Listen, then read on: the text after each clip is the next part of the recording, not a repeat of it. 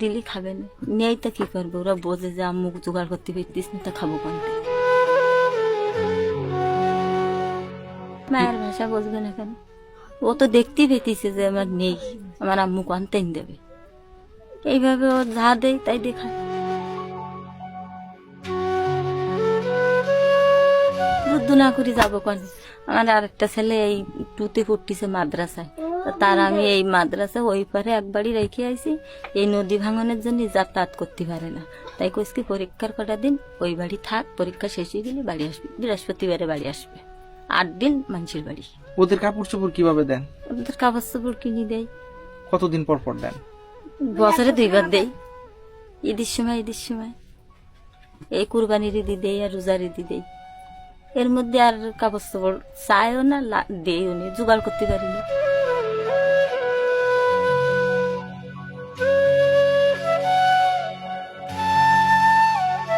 বন্ধুরা, আমি খুলনার দাকুবপাড়া ইউনিয়নের কালাবুগি ফকিরপাড়া আসছি। চতুর্দিকে পানি, মাঝখানে অল্প কিছু বাড়িঘর। এখানেও অসহায় অনেক মানুষ বসবাস করে। আমি এমন একটি বাড়িতে এখন আছি। এই যে আমার সাথে একজন ভাবি আছে, যার বাচ্চা নিয়ে। জানেন, ওনার ঘরে অল্প কিছু ভাত এবং শুধু ভর্তা রান্না করছে, বাচ্চাকে খাওয়াবে।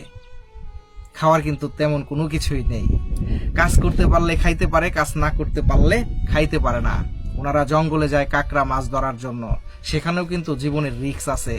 ঘর থেকে বের হইলেই স্যাঁতস্যাঁতে কাদা পানি, সেই পানির মধ্যে ওনারা বসবাস করে। দেখুন মানুষের জীবন। ওনার ঘরে ঠিক মতো খাবার না থাকার কারণে আপনারা অনেক সময় বলেন এরকম অসহায় মানুষের মোবাইল নাম্বার দেওয়ার জন্য। আমি ওনার নাম্বারটি দিয়ে দিচ্ছি, আপনারা ইচ্ছা করলে ওনাকে সহযোগিতা করতে পারেন। 01928725289 এই নাম্বারে কল দিয়ে ওনাদের সাথে যোগাযোগ করতে পারবেন, সহযোগিতাও করতে পারবেন।